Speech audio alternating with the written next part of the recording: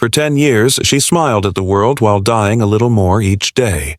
10 years of control, 10 years of silence, 10 years of being told what to do, what to wear, when to speak, and when to simply disappear. Emily's world was made of carefully constructed walls. Walls built not with bricks, but with fear, guilt, and invisible chains. To everyone else, Daniel was a perfect husband. Charming, successful, respected. But behind their elegant white house in suburban Virginia, he was the puppeteer. She was the marionette. Each morning began the same way. Daniel would hand her a daily schedule. What she'd wear, where she'd go, and how she'd smile in public. If she hesitated, the cold silence would follow. Silence far louder than screaming. It wasn't violence in the way people imagined. It was the quiet kind. Psychological, calculated, almost invisible. Before I tell you how she turned her pain into power, make sure to like, share, and subscribe, because some stories aren't just fiction. They're warnings, they're wake-up calls. The outside world saw nothing. To her friends, she was lucky. To her family, safe. But every time she looked in the mirror, she saw a stranger, a woman disappearing behind Daniel's shadow. He controlled her bank account. He tracked her phone. He decided who she met. The control was so subtle, so absolute, that even Emily had started believing escape wasn't possible anymore. But what Daniel didn't know was this.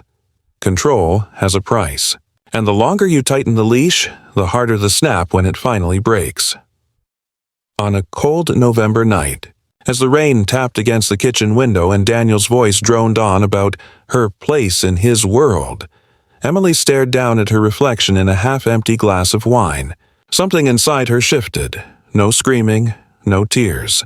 Just a quiet decision. Enough. This wasn't just the beginning of a plan. This was the beginning of the end. The night Emily whispered, "Enough," something inside her snapped. Not like glass shattering, but like steel bending, ready to strike back. For years, she had lived on a schedule built by Daniel. But for the first time in a decade, she wrote her own. Not on paper. In her mind, Daniel noticed the shift in her silence. He always noticed everything. That's how control works. It feeds on details. But this time, he misread it as submission. That was his first mistake. Emily began with small rebellions. She hid burner phone beneath the lining of her coat. She slowly moved tiny amounts of cash from their joint account into a hidden one. Nothing big enough to trigger alarms, just enough to build a door, a way out. Every word Daniel spoke at dinner, every step in the house, she began memorizing it like a map. Not because she feared it, but because she was planning to destroy it.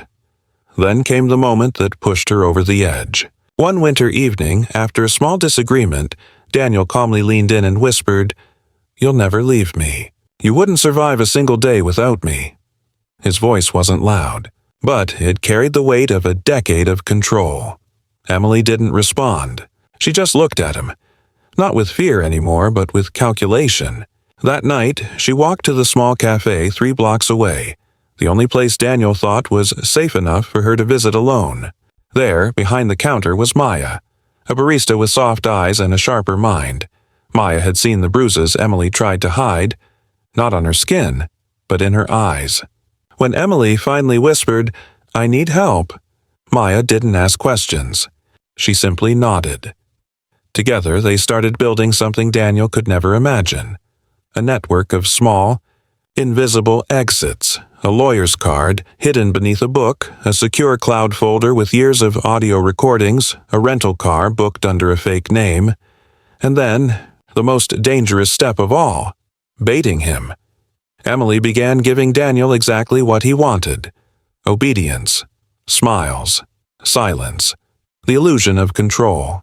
While beneath that surface, her revenge was ticking like a silent clock. When you're trapped long enough, she thought, the most dangerous thing isn't your enemy.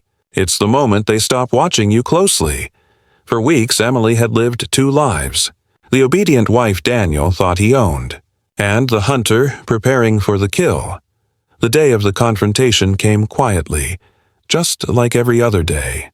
Daniel left for work, kissed her on the forehead like always, and gave her his usual reminder.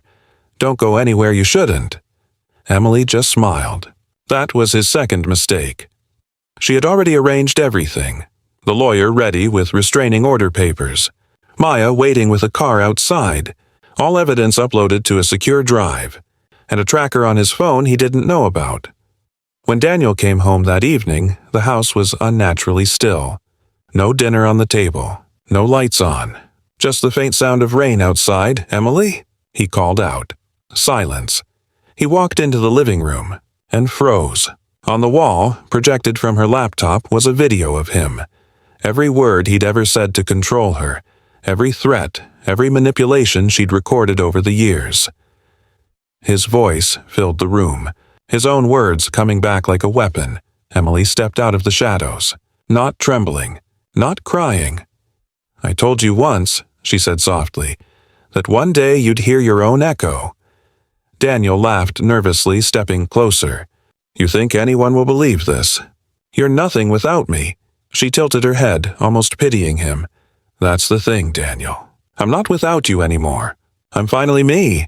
Then she pressed the button on her phone. Within seconds, copies of his confessions and voice clips were sent to her lawyer, to a friend, and, most importantly, scheduled for automatic email release if anything ever happened to her. Daniel's perfect little empire. Cracked. He lunged forward not out of love but out of panic. But before his hand could even reach her, Maya and a police officer stepped into the room, waiting in the next room the entire time.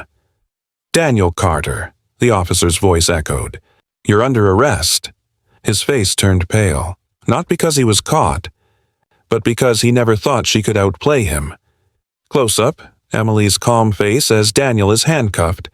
A quiet storm finally unleashed. But Emily wasn't smiling. Revenge isn't about laughing at the fall. It's about finally breathing again. As Daniel was led away, she whispered, almost too soft for anyone to hear. You should have never underestimated silence. The morning after Daniel's arrest, the world didn't look different. But Emily did. The sun hit the kitchen window exactly the same way it had for 10 years. But this time, she wasn't trapped behind it. She was standing in the middle of her own story, not as a character someone else wrote, but as the author. The police had taken Daniel away in the middle of the storm. The court would handle the rest. But this moment, this quiet, belonged to her. For years, she had measured her worth by his moods, his rules, his leash. But now, silence finally meant peace. Maya sat across the table sipping coffee like any normal morning. How does it feel? She asked. Emily took a long breath, closing her eyes. It feels like I can finally breathe without asking permission. She opened her hidden folder on the laptop, the one that once held evidence. With a single click, she deleted everything, not out of weakness, but because her life no longer needed to revolve around him. The house, which was once a golden cage, suddenly felt too small for the woman she had become. She walked outside, barefoot, the morning air cold against her skin. Cars moved, birds sang, people passed by without knowing the war that ended last night. But she knew. Her war was over. Emily decided she wasn't going to run from the past. She was going to build something new from it. She'd already applied for a new apartment in another city. She had an offer from a women's organization that helped survivors rebuild. And for the first time in years, she wasn't afraid of what came next. Revenge isn't always about destroying them, she whispered. Sometimes. It's about rebuilding yourself. As she packed the last of her things, a small envelope fell from the top shelf. Inside was an old photograph, her younger self, full of dreams before Daniel ever existed. She looked at that girl and smiled softly. She wasn't gone. She had just been waiting for Emily to come back and set her free. If you've ever felt trapped, remember, silence doesn't mean weakness. It can mean strategy. And when the time is right, even the quietest heart can roar. Like, share, and subscribe if you believe no one should live in someone else's shadow again.